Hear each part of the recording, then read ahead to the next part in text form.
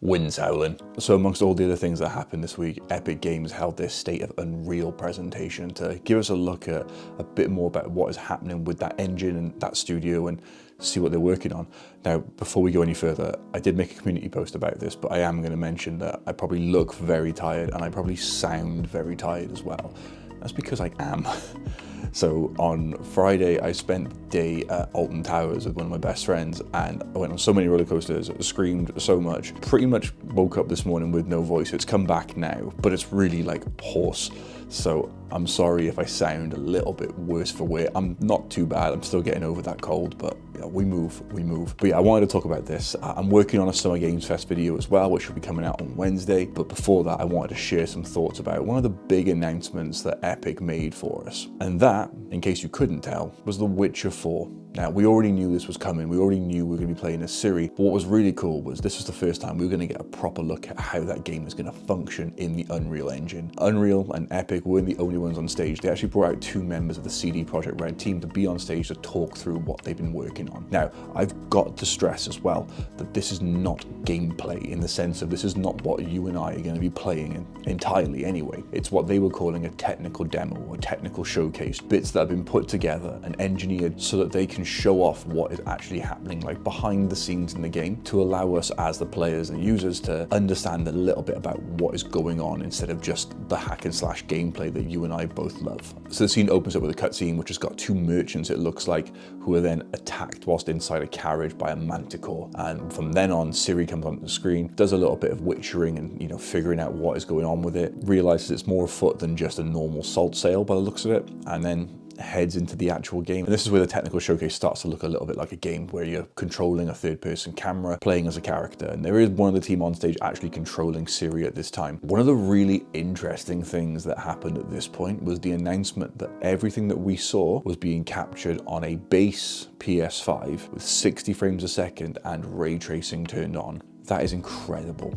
The fact that we can get games that look like this now is just insane. I really hope that we start to see that the consoles are getting pushed by these developers now. And with Epic and the team behind the engine there, really enhancing that to allow us to get better games brought out. This is the start of something beautiful, I feel. And I really hope that the game itself, when it fully comes out, can live up to the expectations of what is being set right now. I just want to point out before we go any further, the guys on stage, the 2 bomber jackets that they are wearing from Projekt Red are absolutely sick. Anyone out there's got a hookup, then send them my way, please, because I would love to rock one of them. So as the footage cuts back to the player-controlled Ciri, you can see then you're in the region of Kovia. The game is going to be set and it's going to be fully explorable. But then you also see Ciri's horse, and it's not Roach this time. That was Geralt's. It's Kelpie, which is a cute name for a horse. I just wonder if Kelpie is going to spawn in on rooftops like Roach did. And this is where the team at Projekt Red and Unreal started talking about some of the big engine improvements that happened to some of the systems behind it, because one of the key things they said about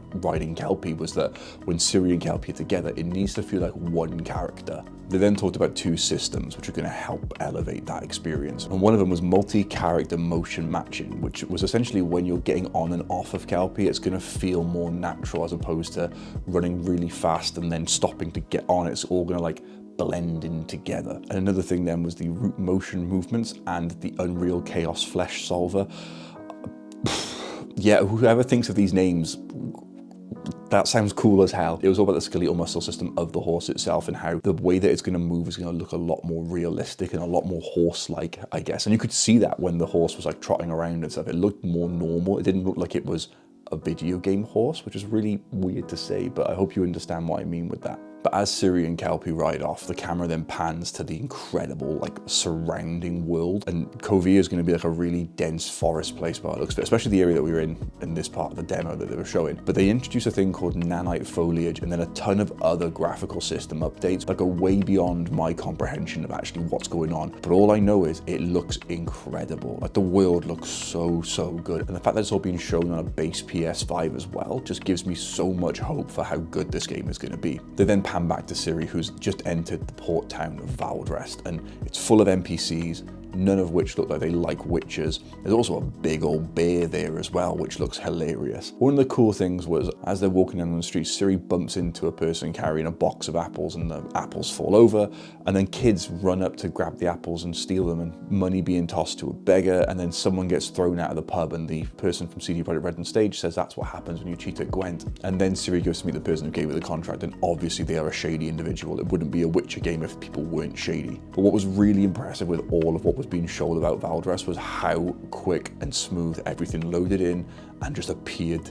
It was so good. The camera then pans away to two NPCs talking. It looks like one of them is trying to buy fish from a market store. What was really cool here was to see that even though this is like background stuff that you're not really paying massive attention to in the game, there's a lot of detail that they've tried to put in with this part of the engine as well. And one of the key things they said here was they didn't want to make any of the differences between main characters and NPCs feel too big. They wanted to have that difference be so small that it was just a smooth experience. And I guess when that happens with games, it kind of sucks you in more because you don't feel that there's this disconnect between you and the world. It feels like it's all one big seamless world, which is really, really cool, especially when you can get lost in the fantasy of the Witcher games and the Witcher stories, because you want to feel like you're actually there. You don't actually want to feel like I'm being torn apart by a griffin, but you get the picture. CD Projekt Red then showed off a scene where a circus started to perform in the town, and they generated these crowds around it to give the performers more people to work to. What was cool with this bit was they said that at this point in time, showing that off, there were over 300 skeletal meshes working on their own at that point, which is a lot of skeletal meshes to have in a scene. So this is pretty crazy to see it. It's insane that they said they could do all of this and still have room to breathe as well. That they didn't want this to happen and then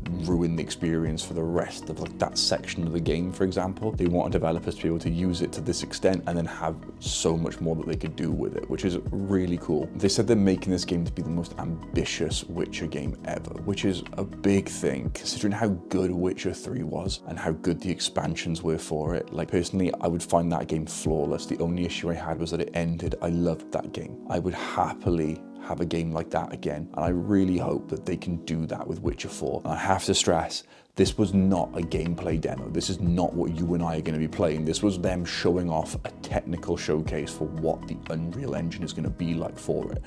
And essentially what it's showing is that the Unreal Engine isn't going to be holding back this game. Because I know there's been a lot of talk before about certain games using Unreal and it causing some issues. This doesn't seem to be the case. It seems that they've kind of nailed this down, and the fact that they're working together, and whenever CD Projekt Red works with a bigger company, it always works out so well. Like, look at Cyberpunk on the Switch 2, look at Witcher 3 on the Switch 1, like insane. And I really hope that Witcher 4 can really bring this to life. And they give us a parting shot of Lancaster at the end, which is mentioned briefly in Witcher 3 and in Blood and Wine, and if you've read the books, it's obviously mentioned in there as well. So this game looks like it's going to deliver on a lot for the fans, and I really hope it lives up to the expectations that we all have for it. Not based on this, based on the legacy of what Witcher is. I am really excited for Witcher 4, and I'm really excited to learn more about it and have more information given to us. And if the team at Epic are working hand in hand with them, that's only going to be good news. I just really hope they bring back the Lay Lay Lay song, because that was an absolute banger.